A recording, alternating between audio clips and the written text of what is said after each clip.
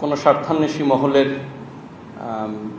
তারা তাদের অপপ্রচার বা মিথ্যাচার করছে, এটা আসলেই অনাকাঙ্ক্ষিত এবং অপ্রত্যাশিত করে যাচ্ছে। আমরা কিন্তু এই দেশেরই সন্তান, সেনাবাহিনী কিন্তু বাইরের থেকে কেউ আসেনি।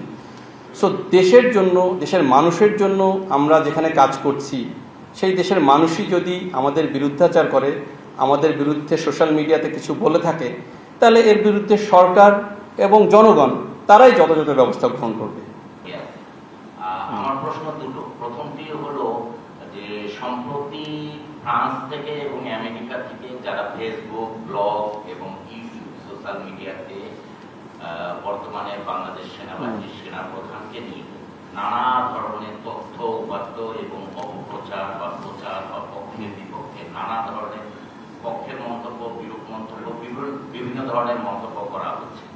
এর পাশাপাশি সম্প্রতি এনসিপির একজন নেতা বা কিছু নেতা বাংলাদেশ সেনাবাহিনী নিয়ে সোশ্যাল মিডিয়াতে সেনাবাহিনীর বিভিন্ন অর্গান নিয়ে বিরূপ মন্তব্য করছে। সে বিষয়ে বাংলাদেশ সেনাবাহিনীর পক্ষ থেকে কোনো ধরনের ব্যাখ্যা আছে কি, কোনো ইনিশিয়েট আছে কিনা, বা কি ধরনের আপনাদের মেসেজ আছে সেটি জনগণকে জানাবে।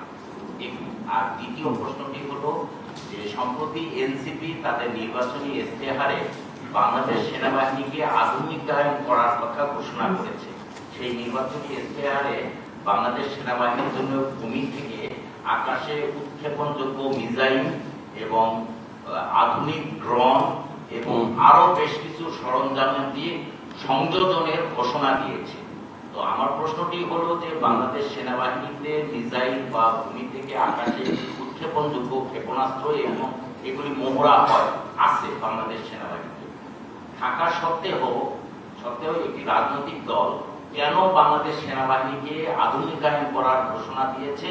তার মানে কি বাংলাদেশ সেনাবাহিনী কি আধুনিকায়ন নয়? সে বিষয়ে একটি ব্যাখ্যা চাচ্ছি। ধন্যবাদ। ধন্যবাদ।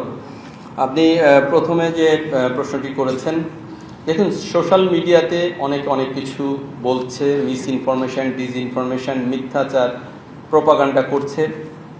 এটা নিতান্তই কোনো স্বার্থান্বেষী মহলের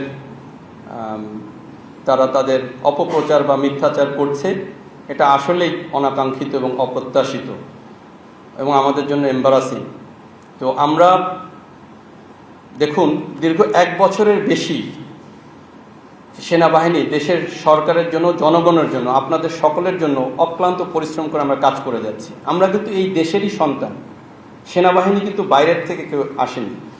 সো দেশের জন্য, দেশের মানুষের জন্য আমরা যেখানে কাজ করছি, সেই দেশের মানুষই যদি আমাদের বিরুদ্ধাচার করে, আমাদের বিরুদ্ধে সোশ্যাল মিডিয়াতে কিছু বলে থাকে, তাহলে এর বিরুদ্ধে সরকার এবং জনগণ তারাই যথাযথ ব্যবস্থা গ্রহণ করবে।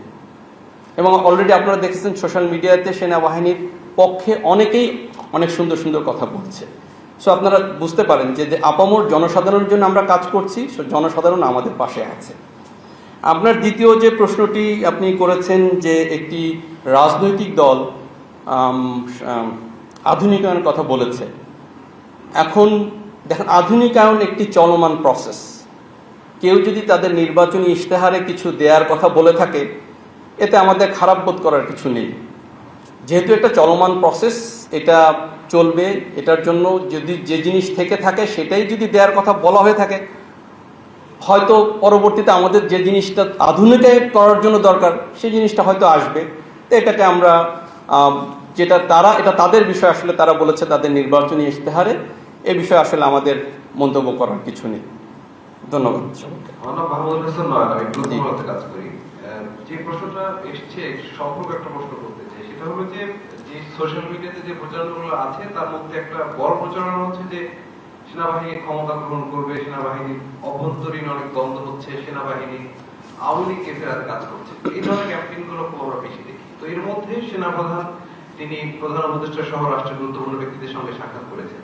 তো এই সাক্ষাতের আসলে এই সাক্ষাৎ নিয়ে অনেক কথা হয়েছে। এই সাক্ষাতের উদ্দেশ্য কি, বা এই প্রচারণাগুলোকে আপনারা কিভাবে দেখেন?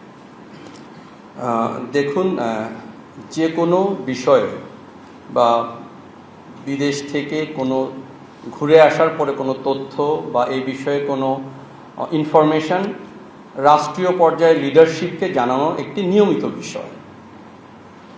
সেখানে যদি কেউ আসলে প্রোপাগান্ডা বা মিস ইনফরমেশন বা ডিস ইনফরমেশন সোশ্যাল মিডিয়াতে শেয়ার করে থাকে, এটা আসলে অনাকাঙ্ক্ষিত একটি বিষয়, এটা অপ্রত্যাশিত, এবং এই বিষয়ে আসলে আমরা কোনো মন্তব্য করতে চাই না।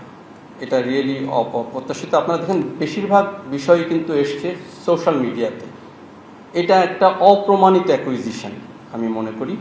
তো এই বিষয়গুলোতে আসলে আপনারা যদি আমাদের পাশে থাকেন, আপনারা যদি সঠিক তথ্যটা সোশ্যাল মিডিয়া এবং আপনাদের মিডিয়ার মাধ্যমে সবাইকে জানিয়ে দেন, তাহলে আমরা মনে করি যে সামনের দিকে আইন শৃঙ্খলা পরিস্থিতি আরও উন্নত হবে। ধন্যবাদ। ওকে, থ্যাংক ইউ। আচ্ছা আচ্ছা, আপনারা একটু নির্বাচন সংক্রান্ত সরকার থেকে যে প্রস্তুতিমূলক নির্দেশনা এসছে, কিন্তু নির্বাচন কমিশন বিস্তারিত এখনো পাওয়া যায়নি। আমরা পেয়েছি, মানে আমরা সরকার থেকে নির্দেশনা পেয়েছি, মানে আমরা বিভিন্ন মিডিয়ার মাধ্যমে আমরা জেনেছি। আর ইলেকশন কমিশন হয়তো অচিরেই আমরা নির্দেশনা পাবো, এবং সেই নির্দেশনা অনুযায়ী আমরা পরিকল্পনা করব এবং প্রস্তুতি নিব, যাতে করে একটি সুষ্ঠু, অবাধ এবং গ্রহণযোগ্য নির্বাচন অনুষ্ঠিত হয়। ধন্যবাদ। আচ্ছা,